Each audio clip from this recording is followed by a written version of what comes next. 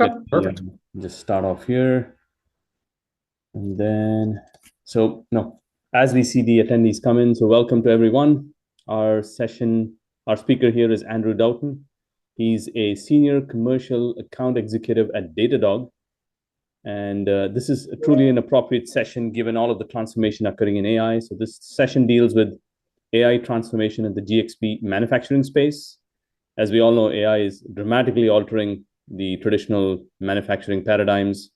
So all the organizations willing to adopt must adapt to be able to consume, amplify these business critical telemetry that is generated from data and leverage all of that to streamline operations and increase system-wide efficiency. So that's the topic Andrew is going to touch upon. Now, some logistical info. We'll have 15 minutes for the speaker to go through his material, and then we'll reserve the last 5 minutes for some Q&A. So feel free to post your questions on the Q&A tab of your Zoom chat, and then we'll handle them towards the end. So over to you, Andrew. Awesome. Thank you, Anand. Appreciate it.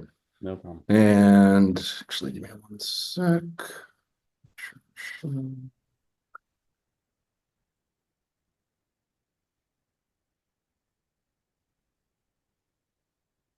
All righty.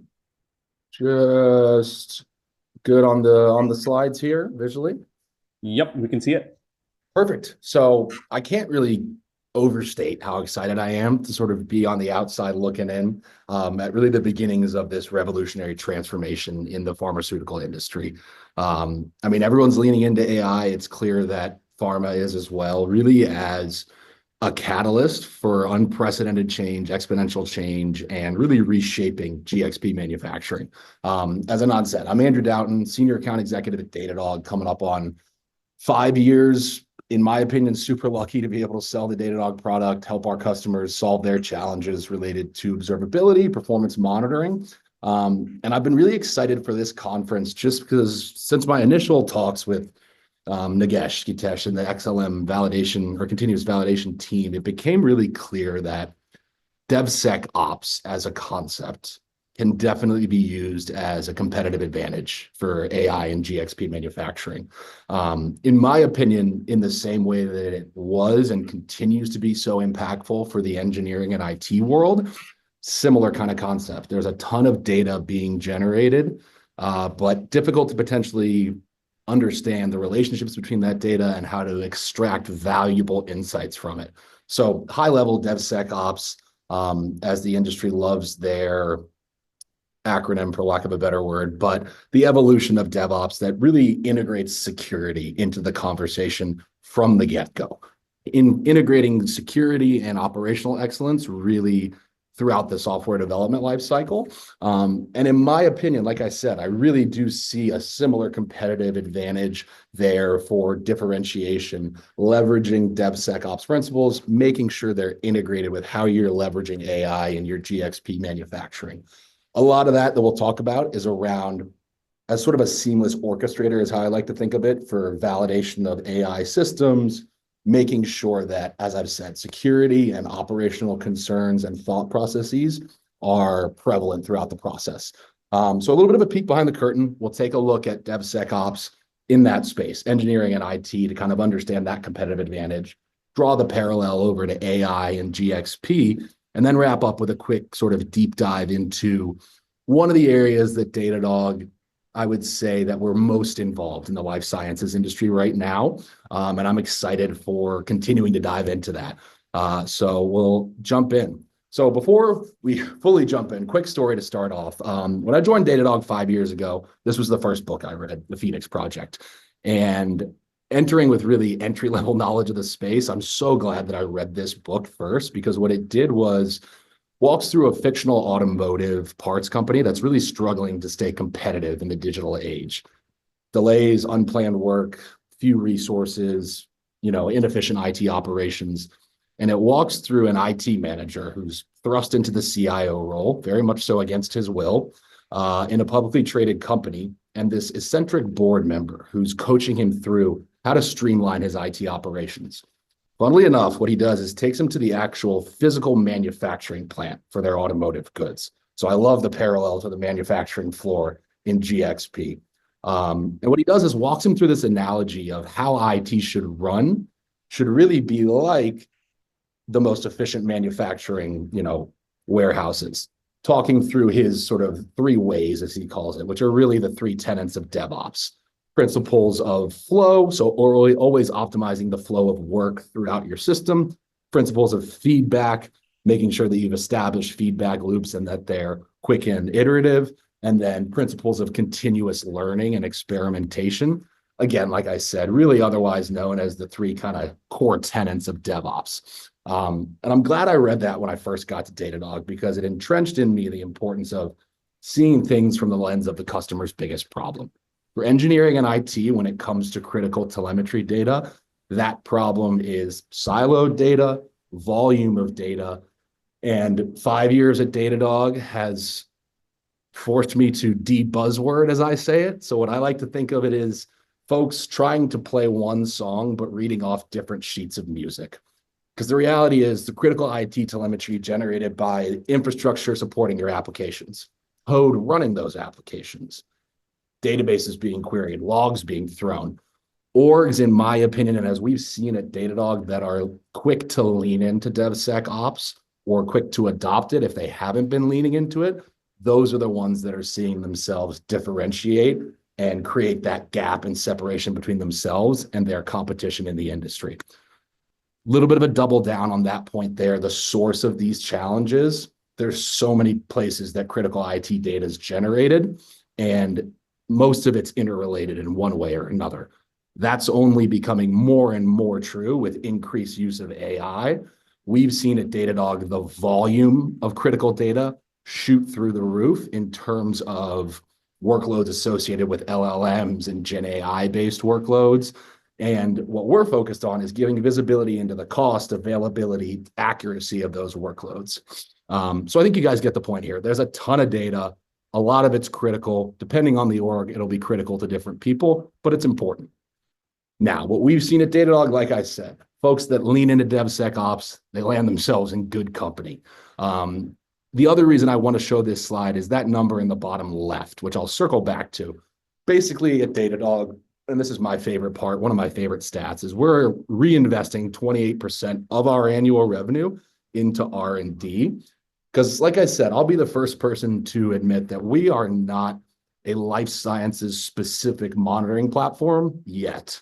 But through partnerships with folks, like XLM Continuous Validation, innovative conferences like this, and this commitment to innovation and R&D, I'm confident that, it's an area that we will get into and that we need to get into, frankly.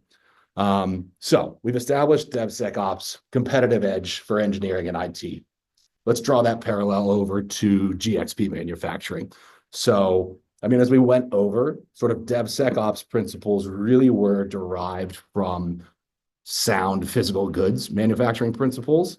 And I see a lot of the similar challenges existing for GxP manufacturing as they continue to loop in AI around volume of data, the siloed nature of data. And I love how Nagesh put it in my last chat with him. There's data on the manufacturing floor collecting dust. There's valuable insights locked up in there. The question is, how do we unlock those as an organization? And how do we use them to really differentiate? High level, when I think about differentiation, the thing that comes to mind is a balance of speed and quality without introducing unnecessary risk, if at all possible. I see life sciences orgs, as in some regard, no different than other in terms of how they need to compete in today's climate with speed and agility to be continuously developing new features and products. For life sciences, the added and extra stress placed on those regulatory standards, compliance, security, is another nod to the potential impact that sound DevSecOps principles could have. So as we've seen today from a number of speakers, for speed and quality, folks are turning to things like agentic AI frameworks in GxP manufacturing. So the key there is to ensure that you're integrating sound DevSecOps principles as you're building those agentic AI frameworks. So as you're looking into things like intelligent process automation, validated quality control systems, making sure that the folks who are responsible for, passionate about, and knowledgeable about the security and operational side of that coin are involved in the conversations. Just because I see it as a similar problem, and a similar way to differentiate is to accelerate feature and product development via AI, but making sure that we're doing so securely so that we're not taking 10 steps forward and then 15 back because of security incidents. This is just sort of like a general framework that I've found helpful to zoom out a little bit, thinking about DevSecOps principles. Obviously there to break down silos between teams, but also to accelerate feature and product development. What I like to think of is get a baseline, understand current usage, performance, aggregate, classify, and visualize that related data, and then establish and sort of continuously shorten feedback loops. Again, this all sort of sounds great, but I'm excited to kind of dive into an example of how we've applied DevSecOps principles at Datadog to the area that we've most penetrated, I would say, with life sciences, which is just our use and how we handle time series data. Constant monitoring and observation is obviously in our DNA at Datadog. We're always looking for ways to improve. And this is a great example of that. So I'll walk through kind of how we went about, again, aggregating, classifying, monitoring the data, relationships between the data to be able to identify this is something that we need to make systemic changes around in order to do it better and faster. Reality is at Datadog, we're collecting billions of events from millions of hosts every minute. That number is only going up. From 2017 to 2022, as you can see on the slide here, data volumes grew by 30x. Similarly to why data volumes are shooting through the roof now, customers are just getting more sophisticated in the stacks, what they want to monitor, the analyses they want to run, as well as the sophistication and type of queries that they're executing. That, in turn, put a lot of pressure on our time series data store. So what our team had to do was sort of tap into the inherent tricks that data stores have in their bag to improve performance, namely judicious use of indices to make queries quick and efficient.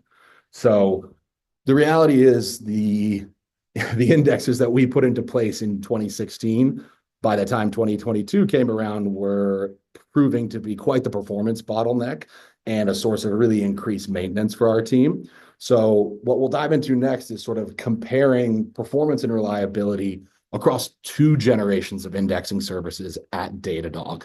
And just for the visual here, just a quick nod to where time series database fits into the architecture with Datadog.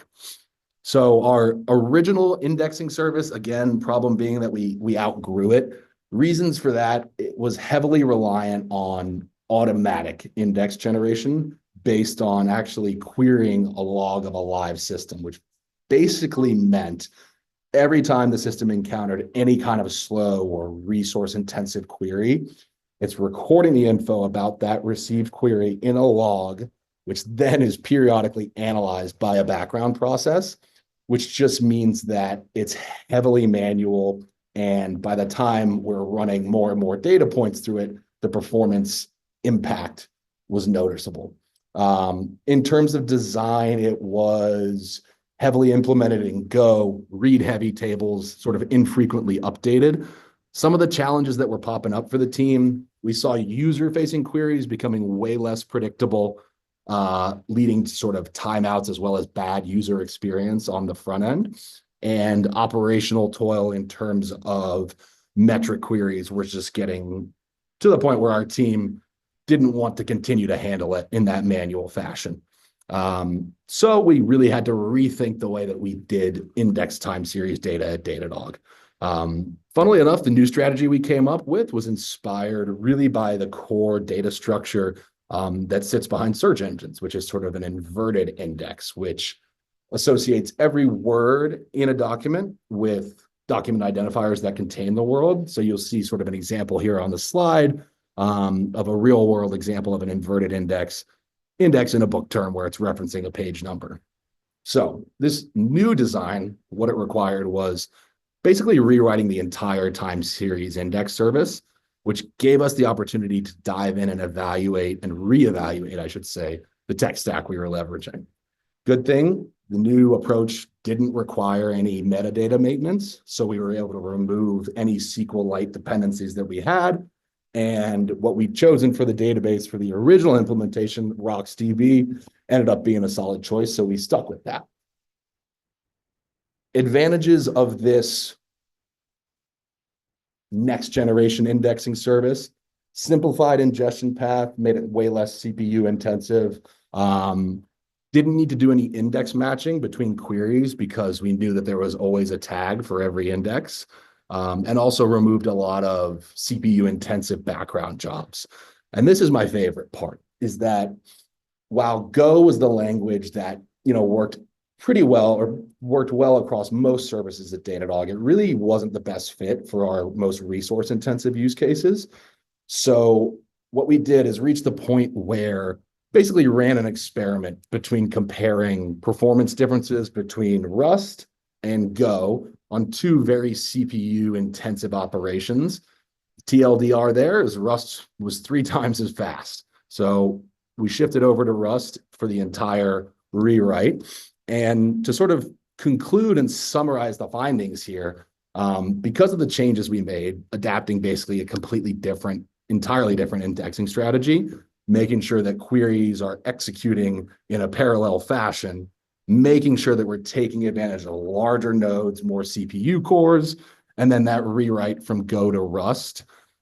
These changes allowed us to query 20 times higher cardinality metrics, 6 times more efficient sort of CPU intensive operations. And as you'll see on the graph here, a 99% reduction in query timeouts, which makes accordingly sort of a reduction in cost of 50% cheaper to run for those. So in summary, and sort of to revisit and summarize the whole thing here, is hopefully what that highlights is the importance of constant observation and constant appreciation for what's happening with your data. I think a lot of folks, when they saw the performance implications of the old indexing service, it was a panic moment. But for us at Datadog, it's important to sort of dig your heels in and do the work that was necessary, which our team did. So yeah, just to kind of sum up everything here and thinking about using AI as a differentiation point for GxP manufacturing. My encouragement would be, whatever you're doing, incorporate and include those folks that are responsible for the security and the operational excellence in the development lifecycle. Get them involved early. One sort of actionable recommendation I would have is gauge where you're at on a DevSecOps maturity on that curve. Where are you at now? Where do you want to be? And how do you bridge that gap? There's a plethora of DevSecOps maturity assessments frameworks out there. Datadog has one. As mentioned, we're not fully into the life sciences industry yet, but with partnerships with XLM, continuing to innovate, I'm confident that we'll be able to get to a spot where, we're solving challenges in there as well. But I hope that was a good overview of DevSecOps and how it can be used as a competitive advantage in the GxP manufacturing world. And apologies for going a couple minutes over here, but happy to answer questions as they come up. Andrew, hello. Good to see you here. Good, Nagesh. How are you? Very nice. And first of all, thanks for participating in xTelliGent. I really appreciate it. I think, Andrew, with the way you guys have innovated this space in the log ingestion and log management and converting logs into knowledge, right? Information and knowledge, that's where you guys excel. And with the ease with which you guys do, where you can manage probably petabytes of data, right? Not even terabytes, but petabytes of data you can manage. So there's a lot of need for that when it comes to manufacturing in terms of high speed, data compression and, reliable data storage, time series data, and able to visualize that using very easy to use tools and apply machine learning models or AI plus machine learning models on the data. So it's a no-brainer with the technology you guys have. It's just that you are more traditionally you're more IT focused, right? That's where Datadog was born, right? Infrastructure thing. So you need to just go into OT, pretty much. So that's the jump that Datadog has to make, because you already have everything. And you guys have been very successful, because I worked with your competitors as well. So I know how successful a company Datadog is. First of all, thank you so much. I think there'll be many opportunities here. Let me see if there's any questions here. Yeah, there are no questions, Nagesh, as of now. But Yeah. Andrew, thank you. Again, as Nagesh he said, thank you for participating. I hope you are not in Australia as you planned. No. The trip was I rescheduled it, but I will. I'm actually taking my first vacation in about 4 years at Datadog, so I'm excited for that. Andrew, what happened to your Australian accent? Well, I was talking about that in the backstage room. When I was in Australia, I sounded American to Australians, and when I came back, I would sound Australian to Americans. So a bit of a sore thumb wherever I was, but I'll take it. Yeah, keeps it interesting, right? Absolutely. Yeah. Thanks again. Very nice, and thank you.